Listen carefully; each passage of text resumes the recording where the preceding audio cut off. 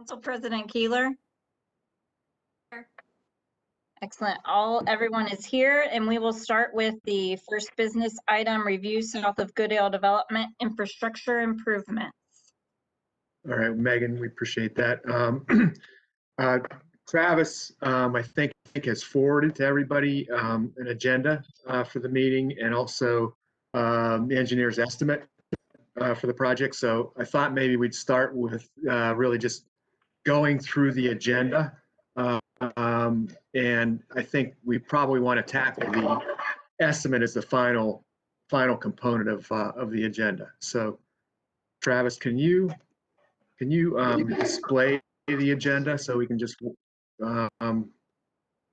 move our way through that? Yes. Can everyone see the agenda? I can see it. Yeah. Okay.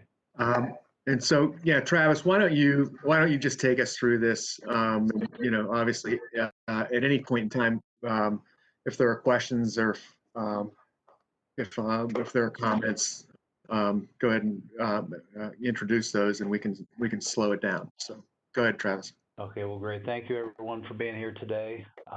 Just a little bit of background on the project.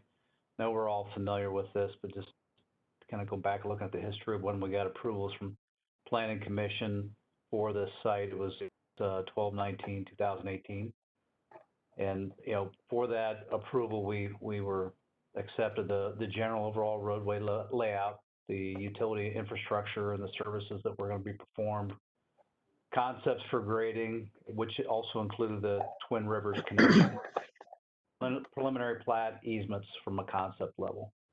So all of that you saw back in 18 generally is the same. There's no significant changes. It's just been the detailed engineering that we've been working through from that time forward. We obviously got the grant, and there's been other little tweaks, but the concept and the project that we presented back then is essentially the same. So as far as just looking at the details and the construction plans, again, the real estate processes are going through now. We'll talk about that in a minute with the plat. Edgeworth, just as a reminder, will be closed. And then, a kind of a new item that's been added to the funding, which we'll talk about when we get in the estimate, is the additional grant that's been received for the bike path. This could be applied towards the west side of Bobcat and then the south side of Swan Street. As far as where we're at on number 3, just going through the agenda, construction plan status, we've been coordinating directly with EP Ferris, primarily Jay and Dave on the reviews. There's a date of reviews. We're in final process of addressing those review comments now. And I don't have any really outstanding issues. We did get, and I show it in green today, we just got the sanitary plan signed by EP Ferris. Those will be routed to the city. As far as also what we've received for approval is an ODOT permit for the work at Twin Rivers has been accepted. We're into the city of Columbus for final back check on the Twin Rivers portion and also final back check for water. So we don't have any major issues from any outstanding agencies. We're just in the final steps of getting the plans approved. As far as the plat real estate issues, the plat's being processed, I believe, next Tuesday. Right before this, just looking through some emails that Joelle has been coordinating with NRI on. So I don't know if there's any other items outstanding that we need to provide to you. Otherwise, we'll continue to work with Joelle. Mayor or Bob or Daryl, do you know of any other outstanding items that you may need for the plat? No, like you indicated, Joelle is kind of spearheading that, but I haven't heard anything, no. Okay.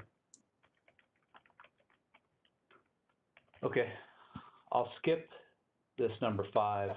We'll go through some other information here first, but just as far as our schedule for the project, bids are anticipated to be received end of January or end of February 2021, but that's what the assumption that everyone's acceptable moving forward today.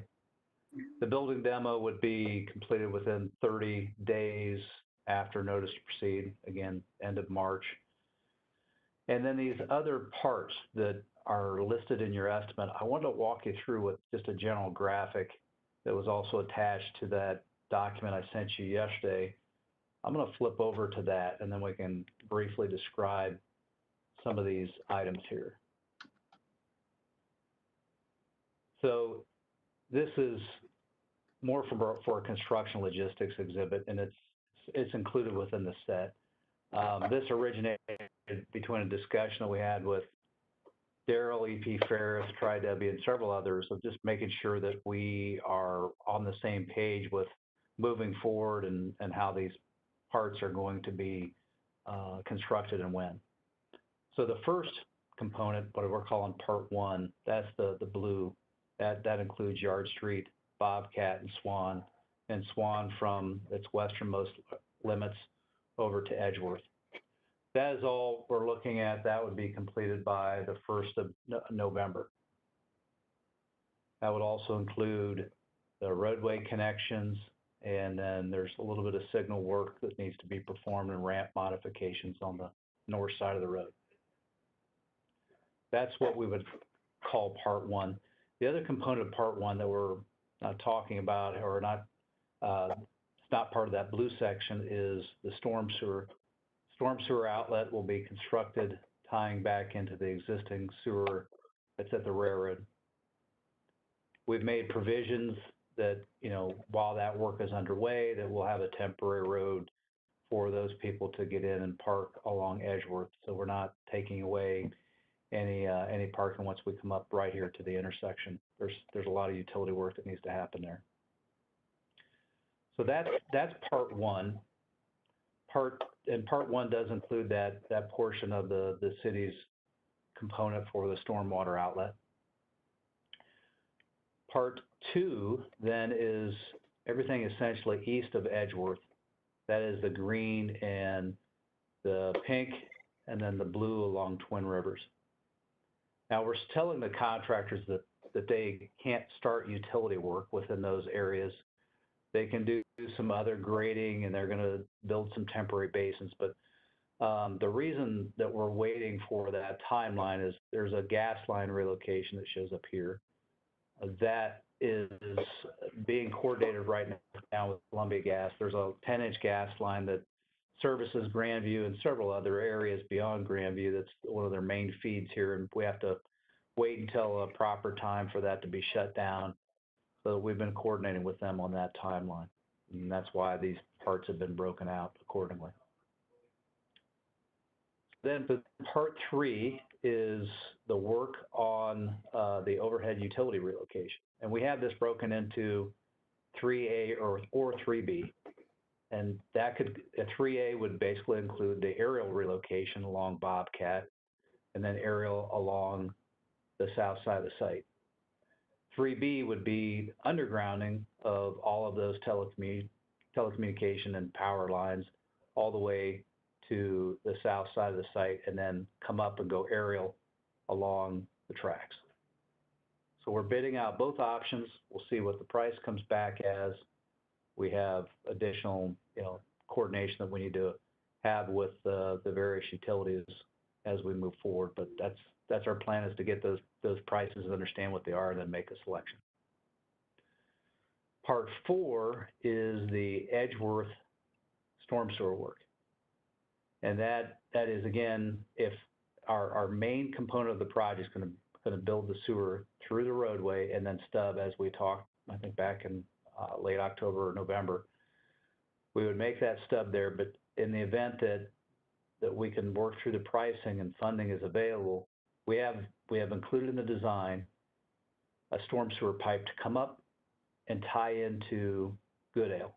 And that would allow, there's a note here, that would allow that the existing storm sewer underneath the building to be vacated, filled in place.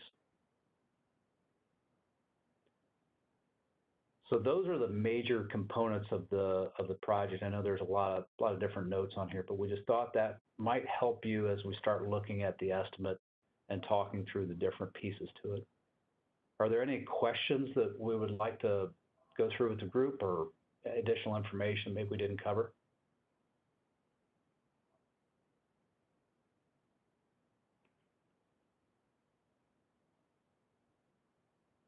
This is Emily. As we close off Edgeworth, would we then kind of backfill that ramp there so that the ramp is no longer along Goodale, correct? Are we talking about the At curb Goodale ramps and here? Edgeworth. Yeah, the access from Goodale to Edgeworth will be eliminated as a part of this project, if that's your question, President Keeler.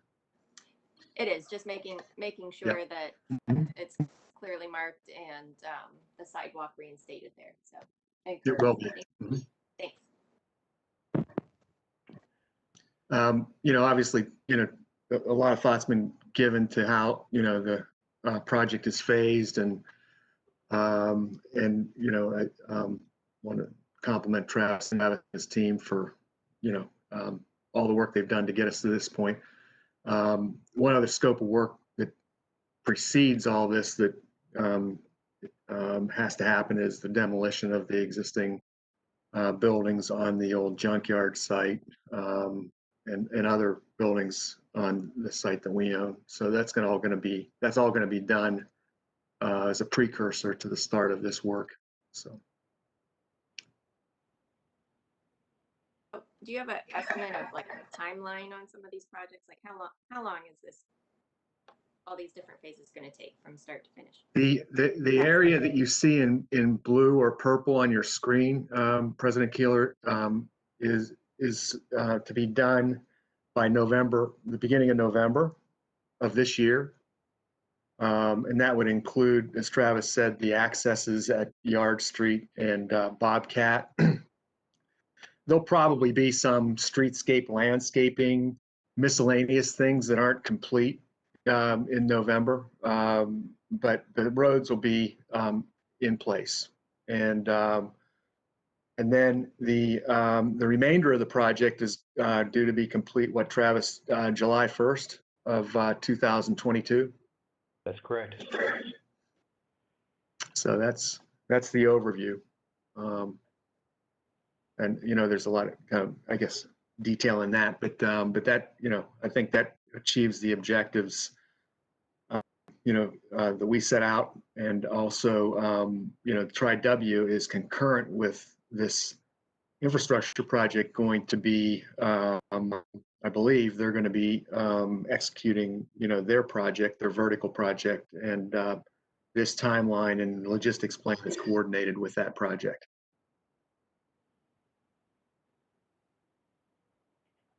Thank you, and I appreciate. I just can tell there's a lot of thought into the timing of this and making sure there's access. So I appreciate all the thought that's gone into that. Thank you. Thank you.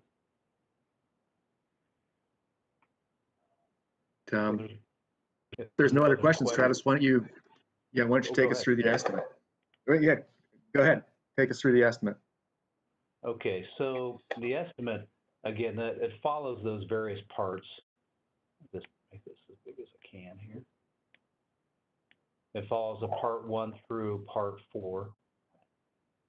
And before I get into the totals and the details, just going to give you some background here on the rest of the project. We have alternates. When you see the alternates, they're items that that we're considering for the project. Like, for example, if we have a signal support that we are looking at, maybe a different supplier. There's nothing really that's out of the ordinary here.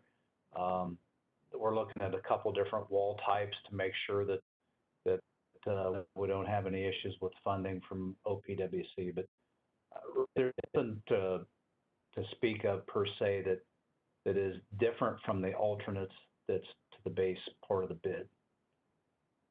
What we've done on the bid components for funding reasons specifically, and then I guess also for the coordination that we just went through, was the plans we're dividing up into parts, as I noted before: east of Edgeworth, west of Edgeworth, Twin Rivers, the AEP telecom undergrounding, and for the purpose of the estimate, we showed what we called Part 3B, which is the undergrounding of the AEP telecom on Bobcat.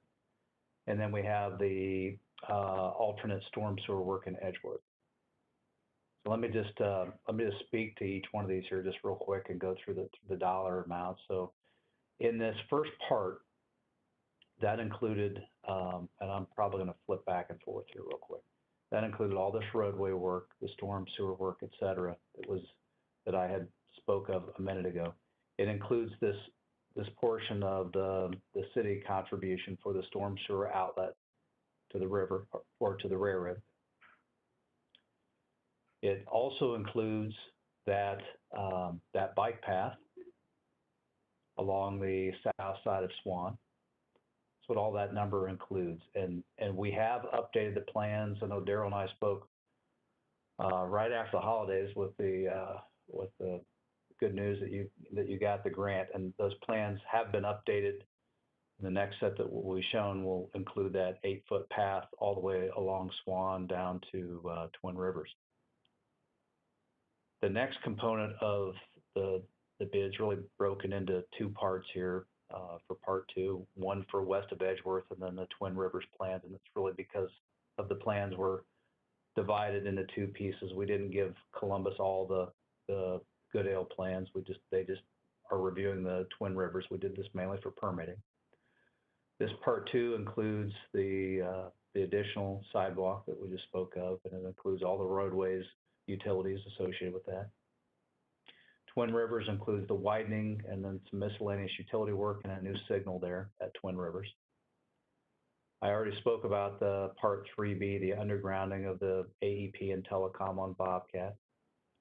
And then Part 4, if we can talk about the funding in a minute, we broke down the funding per sources, but in the event that that funding's not there for the storm sewer, we have identified that as an alternate, and we can tell the contractors we may or may not perform that storm sewer in Edgeworth if the funding is not there for it.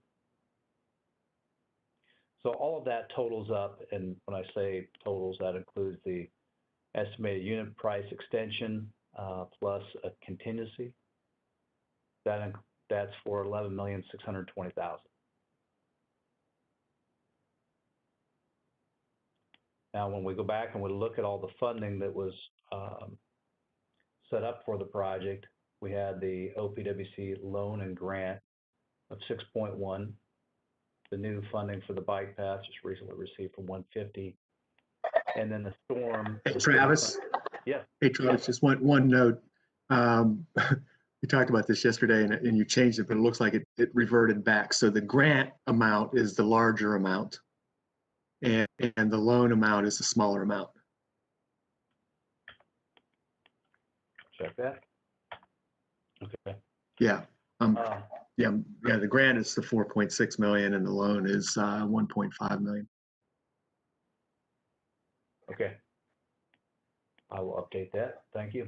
Then for the other funding portions, the grant for the bike pass, $150,000, and the storm funding is $520,000.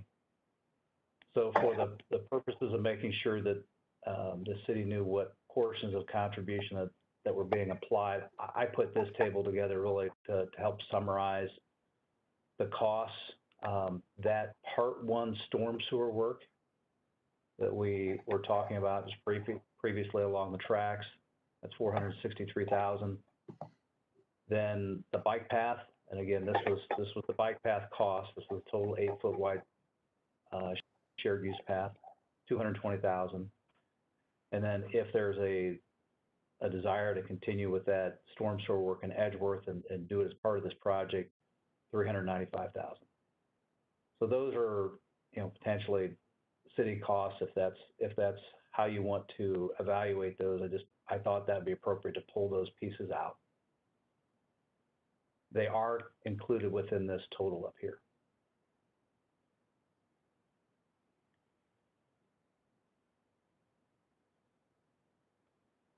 So I know that's a lot of information.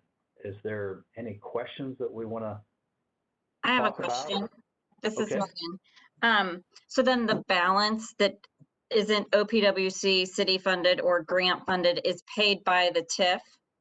Is that correct? That's correct. And then is City of Columbus, will their TIF be used for some of the Twin Rivers work? Jim, I'm not sure if I can answer that question.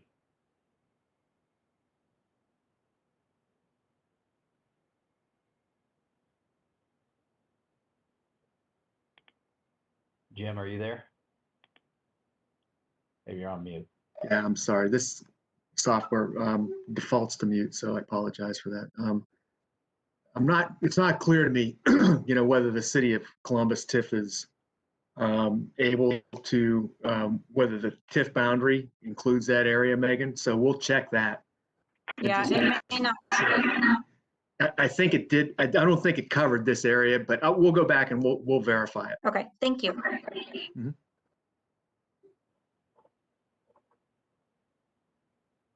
And I guess to be more clear about, the city, the pieces that are broken down here that Travis has identified. So I think that under the 48-inch storm sewer, the number part 1 item that Travis has identified here, that $463,000 is representative of what I think was originally contemplated to be the primary objective of the storm sewer project, right?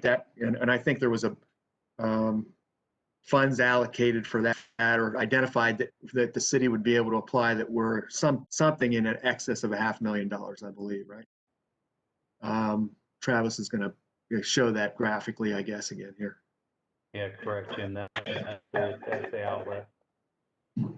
So, And go ahead. the thought was, Jim, is that when we talked through this before, is that we would get this outlet constructed, and the way we're phasing it, just so that everyone's on the same page, we would build all of this in the part 1, and then we would have the storm sewer come across to Edgeworth and stop and to come to a manhole on the north side of Edgeworth and Swan.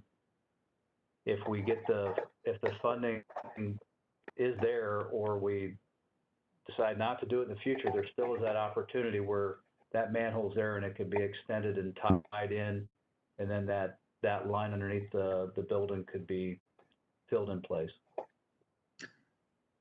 So Bob probably remembers the number, or maybe Megan remembers the number better than I do, but I think you guys had city had earmarked a certain number related to these storm sewer improvements.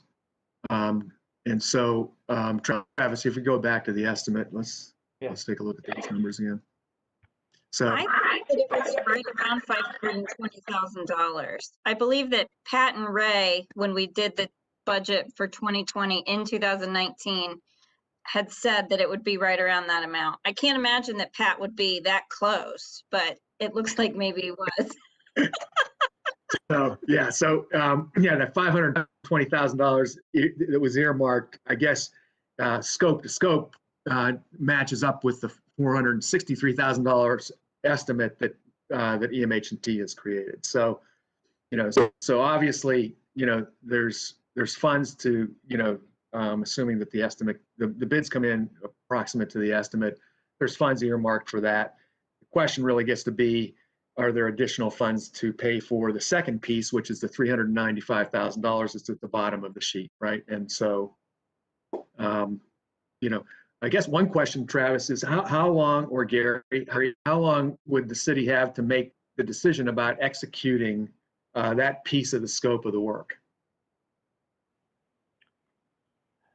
Jim, I was thinking that we would start the work in July of next year, that storm sewer in Edgeworth, about that time, July, August, to give them enough. So to answer that question, Jim, we can put in the contract document whatever you want. So that work doesn't have to be done for 2020. It can be done in 2021. It can be done in 2022. So we could just say that is a 2022 project, and you have until then to make that decision. And then we could, and correct me if I'm wrong, Travis, we could non-perform that if we weren't able to get the funding. Is that correct, Travis? Yeah, we could set up the contract where we says that it's an alternate, and the alternate may not be taken at the time of award. The owner has until X days after award to make a final determination if that alternate will be accepted or not. I believe from city statute, it's 60 or 90 days after the date of bids are taken. With the contract, we could amend that and state that, that would be taken within 180 days, something like that. And then we could put a special provision that work cannot start until, if you want it to, until next year. Right. So if we started the work next in 2022, obviously there may be price escalation, and they may build price escalation into that quote. So we just have to be sensitive to that. So everybody, if they bid that as work that's going to be done in 2022, they're going to price it accordingly. But that would buy you time to get that decision made. And so, Travis, if you say we have 60 or 90 days to make that decision, are we committing ourselves to that project in 2022, or can we non-perform it? So we would say, I guess, for the contract, we would say that the owner has up to 60, let's just say it's 60 days, up to 60 days after the bids are taken to determine if they want to move forward with the alternate on number 4. And then at that time, we could tell them yes or no. We could also put in a provision if it's still, a question, if we want to wait until the work, there's milestones and there's provisions that we have in the contract that tells the contractor they can't start the work until an X date, which we can tell them they can't start it until after, let's say, April 1st of next year, or whatever date we want to pick. We can do it that way if that gets the city the time that they need. Now, at the time that they award the contract, the alternate, they would have to have the funding, typically set up and structured. They would have to have that 300 and some thousand, or whatever it is, the $395,000 set up for that work. I guess I'm not following that, Travis. So Yeah, neither am I, Travis. yeah, so if you identify in the bid documents that the Part 4 storm sewer alternate, the decision on acceptance of that alternate is pushed out to whatever the maximum the statutes would allow us to do that. If it's 60 days, it's 60 days. The city would have that long to make that decision, and they wouldn't have to earmark funds, I assume, until they made the decision as to whether they were going to move ahead with the project, right? Correct. And can you briefly explain the benefits of doing the project? Is it primarily so we don't have the sewer running under 777? Yeah, I think that's prime. It's two things. One, under the building, and two, the pipe is small and it's constricted under the building. So you want to increase the area of flow down Edgeworth versus a pipe that has restrictions underneath the building under 777. And I can add the condition of that pipe is pretty bad, so we definitely would like to address that. So Daryl, you're saying eventually it will become a project that the city will need to do? Yes, it is definitely something we need to address in the, I hope, near future. Okay. The latest. All right, and just to clarify timing, so you could say that we have this option for the sewer for 60 days from when the bid is accepted. So really that theoretically doesn't happen until after the bid goes out and gets accepted. So we really have from today 3 or 4 months to get that approved if we chose to go with that, correct? That's correct. Okay. And Travis, I think you should research how far can we push that decision out? I mean, it can still be, you know, able to do that within the statutes. And So, Yeah, we'll have, is we'll have this to talk not to them. a typical expense because it's just moving an existing sewer line and it's not part of the new, or it was not part of the original development agreement? Is it, when yeah, we, this is a, go go ahead. ahead, Travis. Yeah, well, no, Travis has the history on this better than I do, so I'll let him explain it.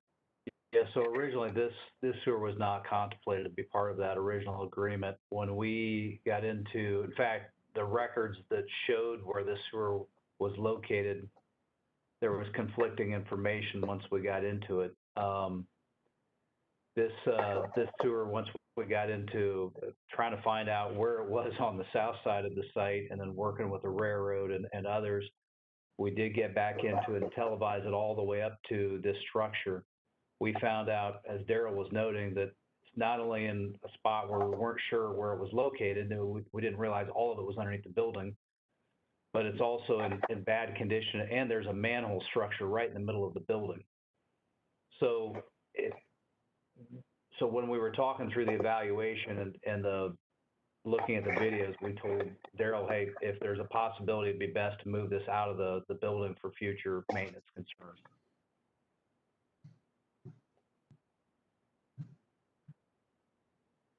Yeah, Is this the remaining infrastructure that'll be TIF'd?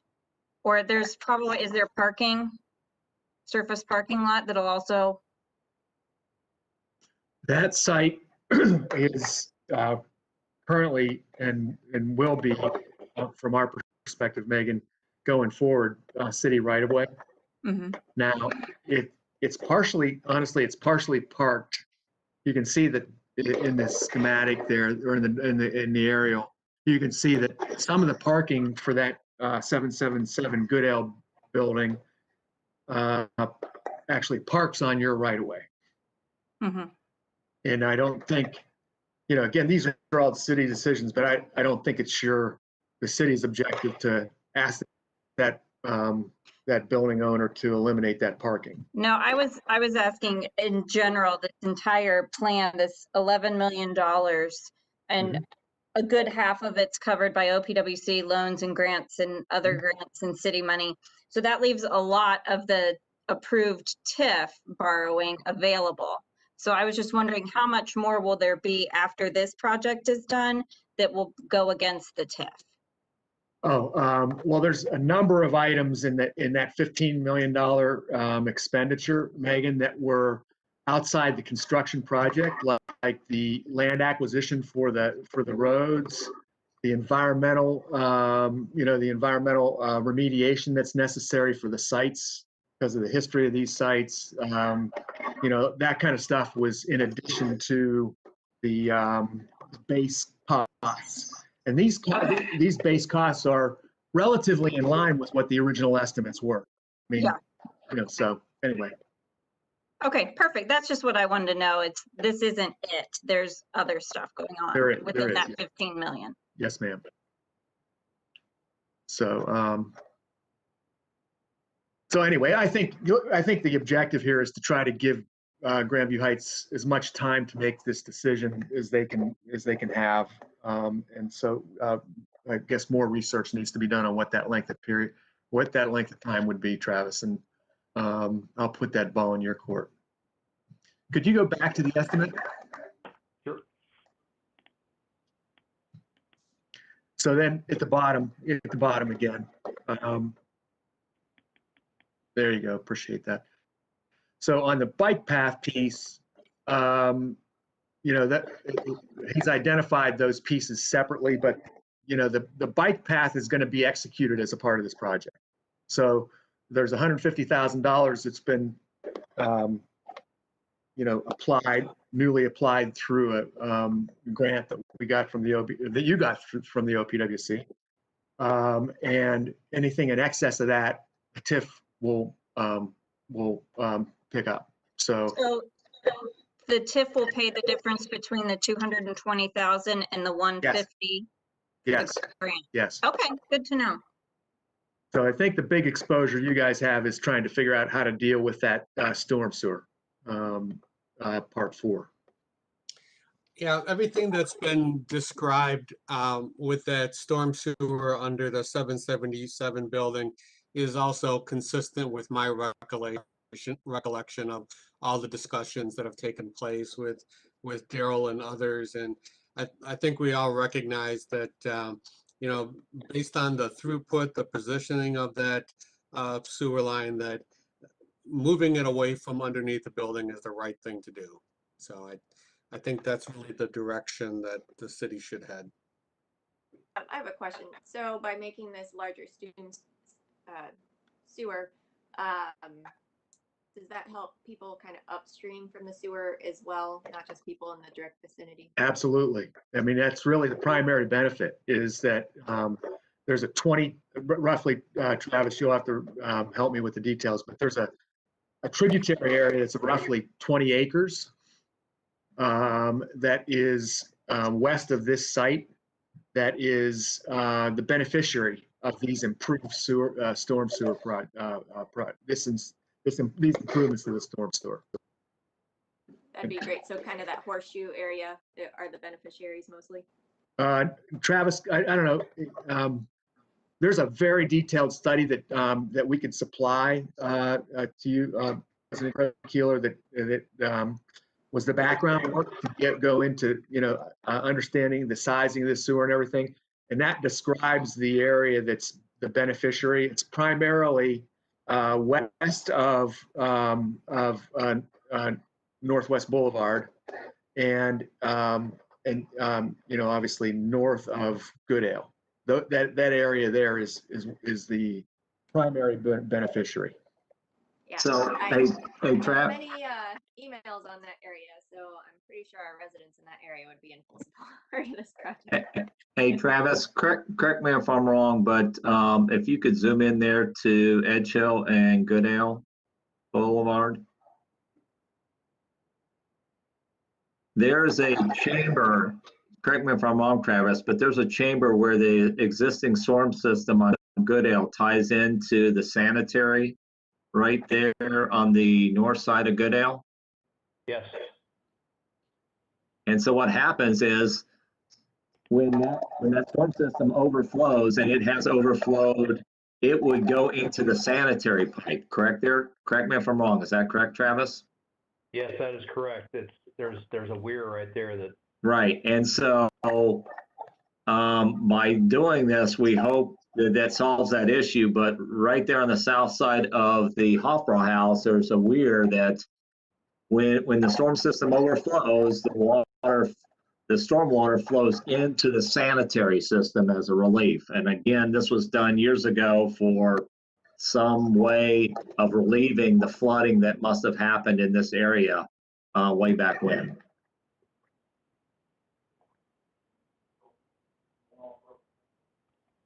And Jim is correct.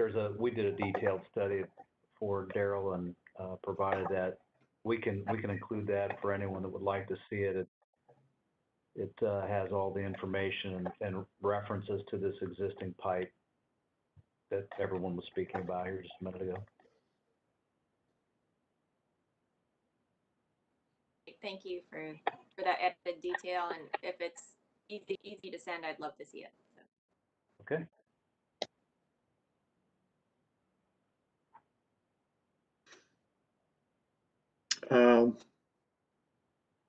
Obviously, there's, you know, a lot more detail that, you know, backs up the summary page that we just reviewed in this estimate, which is work that the MH&T has to do to create a reliable estimate. And I think that, you know, they've spent quite a bit of time on this and have used their recent experience in all the projects that they're involved in terms of costing it to develop the estimate. So we hope that it's going to hold up. And at the end of the day, the contractors that are bidding the project tell us what it's really worth. Right. So I think, Jim, it goes probably without saying for a lot of the people that are on the phone here, but this is the this is the opportune time to take advantage of the bidding market. You know, the numbers that we've generated are again based off of historical information. Contractors are generally hungry at this point in time, so you know, we're hopeful that our numbers are less than this, but again, this is historical time, budget numbers. So the desire, I think, is to get this out as soon as we can so that we can take advantage of the current bid market.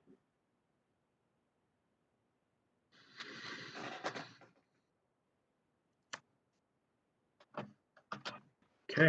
I don't know. Are there any other questions about the estimate? It's pretty, as I think, as Travis said earlier, I think it's pretty much in line with, you know, the estimate that was done that was the basis of the OPWC application, with the changes that, not accounting for the changes that we've made since then. So.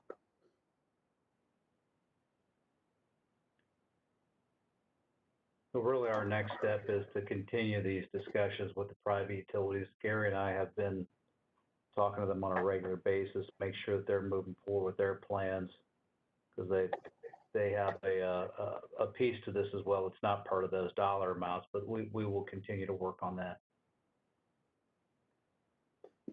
One of the items we wanted to point out to you, and in the last note on the list here, is that Jim, Gary, and all of us have been talking, we recommend one contractor with two contracts for this project.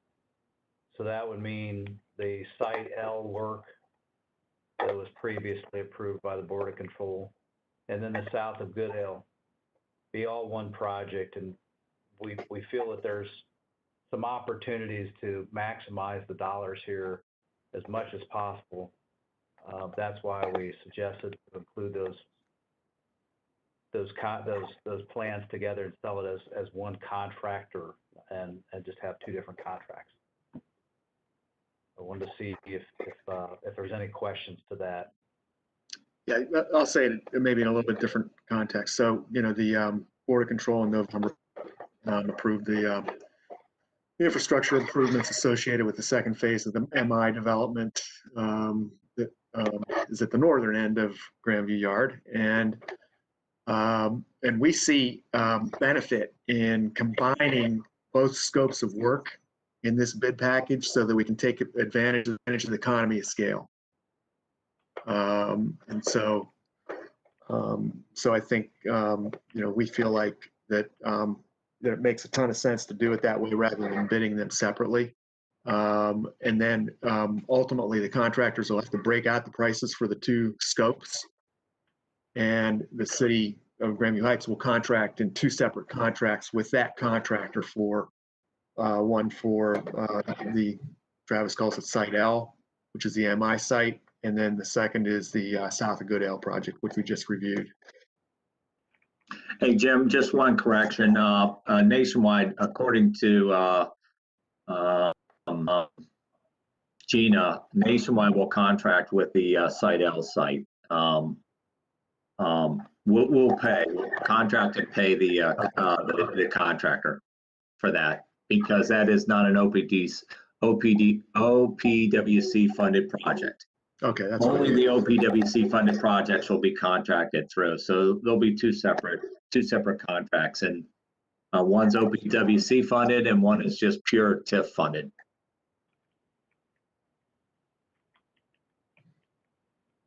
And Travis, Sorry, Liz here. OPWC, have any issues with that from a legal contractual perspective? Because it depends not on a bid per se, on contractor opinion of cost allocation. No, all we have to do is break out the bids accordingly and show which items are being applied towards OPWC funds and which are not, and it's fairly straightforward with them. They don't pay for landscaping or, you know, conduit or other utility work. I mean, it's fairly common for us in our projects that are partially funded through the OPWC to have scopes of work that aren't a part of their eligible for their funding. And we just break those scopes out, and I think that's typical of these projects. So. Okay, thank you.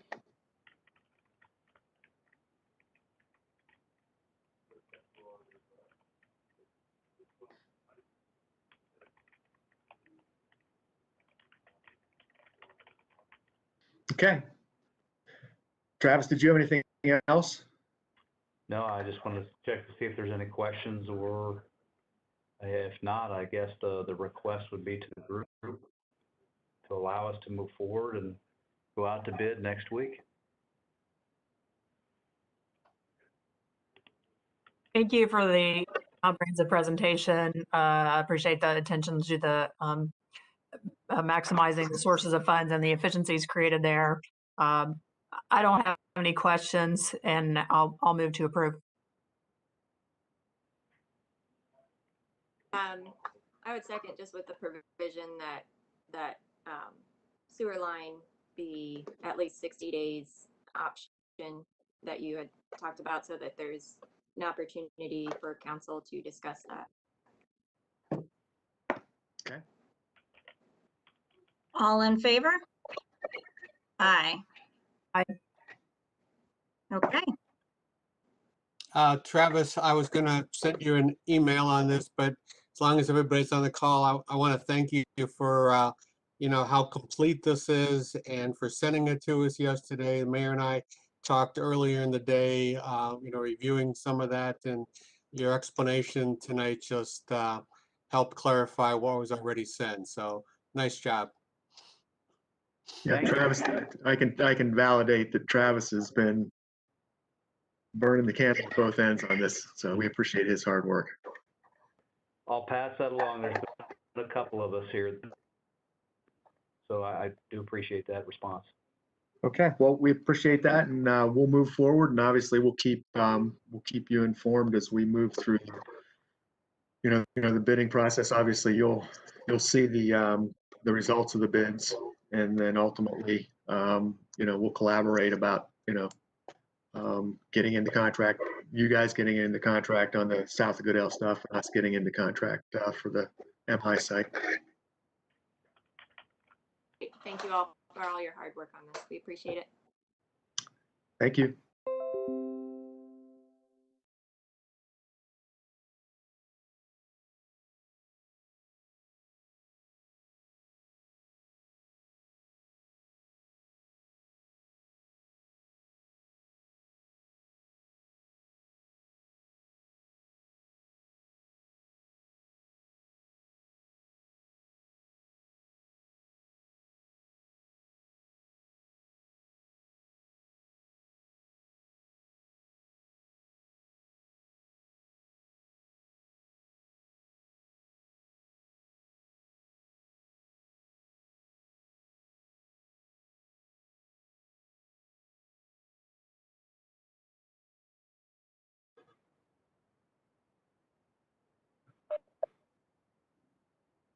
All right, was it just me or did the whole thing go down? It went down, but looks like we're back now. Yeah. Okay.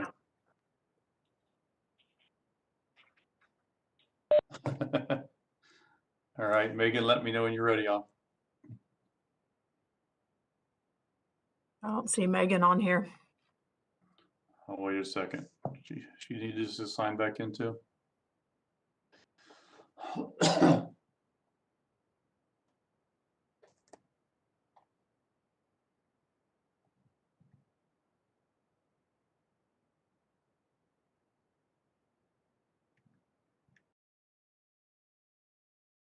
Hi, Megan. Whew, I got off. We all did. Do we need to wait and make sure that Brian is recording?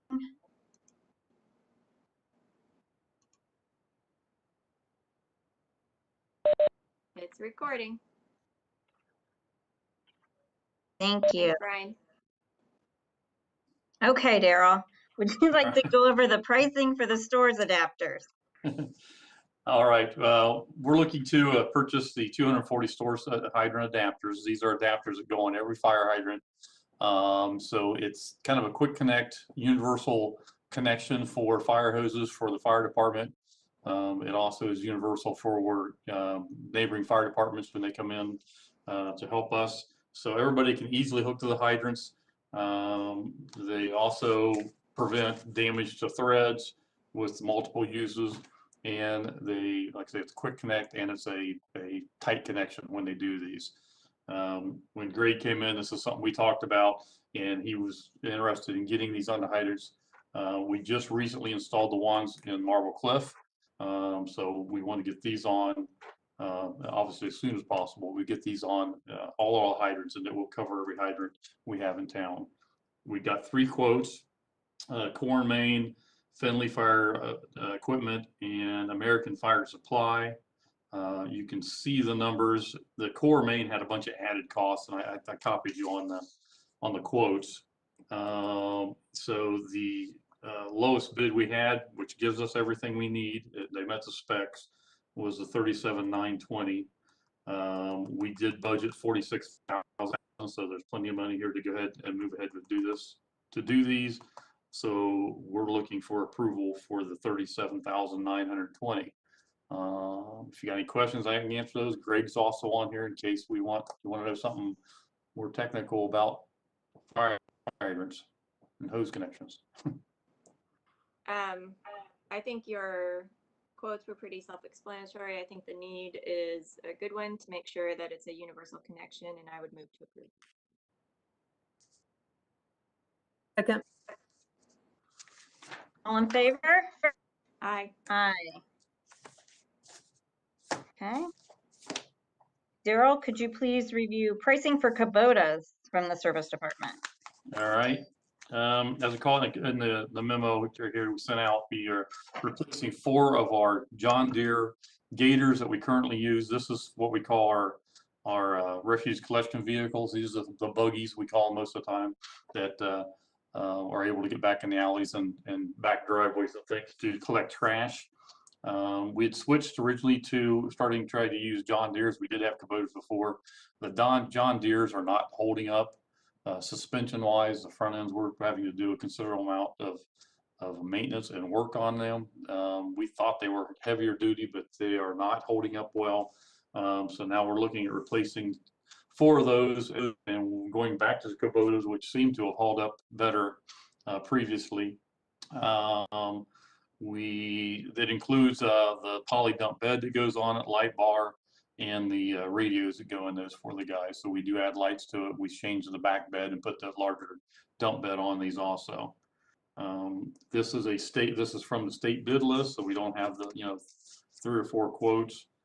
We found this with Green and Sons, which we've worked with before for different parts and equipment out of Mount Sterling.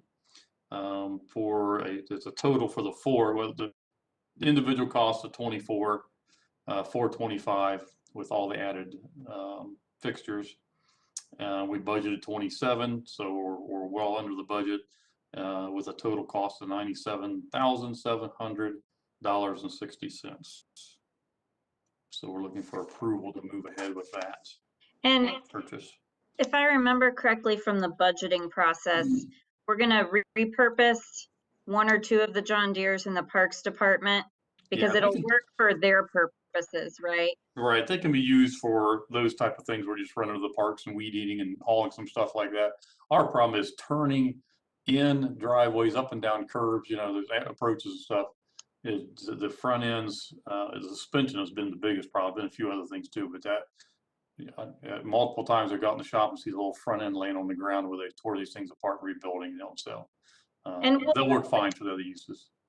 And we'll probably, if we do sell some on Gov Deals, get a pretty good Yeah, these things, when we sold the Kubotas, which were, at the time we sold those, were beyond use and beat up and pretty good.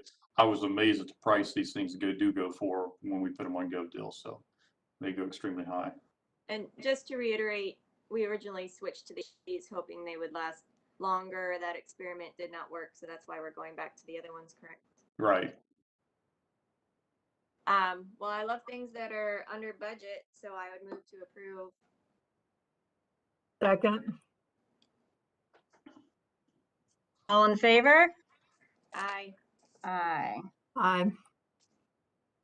Okay, the last item we have is an other business. It wasn't included on the first agenda, but I was able to send out information from Daryl for the power washer trailer.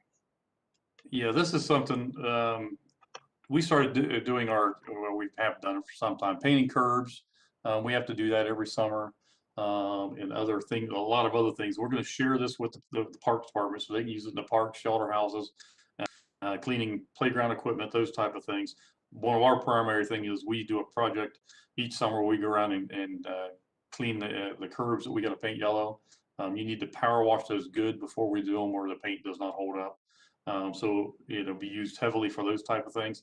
This is a portable unit on a trailer, but it's a hot water power washer. It's just in your typical just pressure washer. This is a unit that does heat the water and does, you know, a much better job at trying to clean these type of surfaces, so we can paint these. It includes the Hotzi pressure washer, a 325-gallon tank, and the 6x16 dual axle trailer. It's all comes as a package. We did get 3 quotes for these. As you can see, we had Wilcox Sales, Great Lakes Cleaning Systems, and the Hotzi Equipment Company. And Hotzi's price was $16,557.50. We are slightly over our budget. We have a budget of $16,250.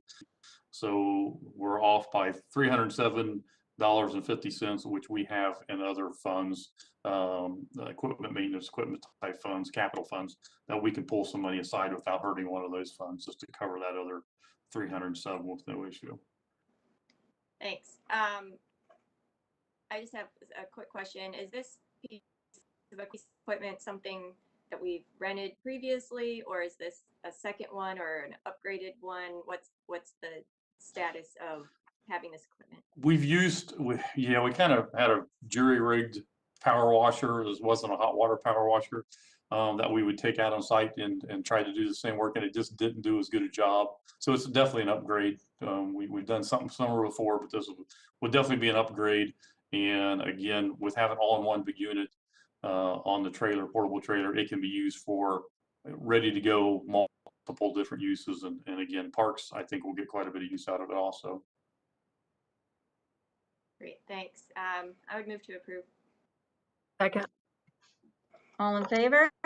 Aye. All right. Thank you very much. All right, I thank you, believe Daryl. that is all we have for tonight. I'm sorry to interrupt. If Greta and Daryl could hang on for just a minute, wanted to touch base on the sheets project. Is that possible? Yeah, I'm good. Stop the feed. All right, thanks all. Goodbye. Thanks, everybody.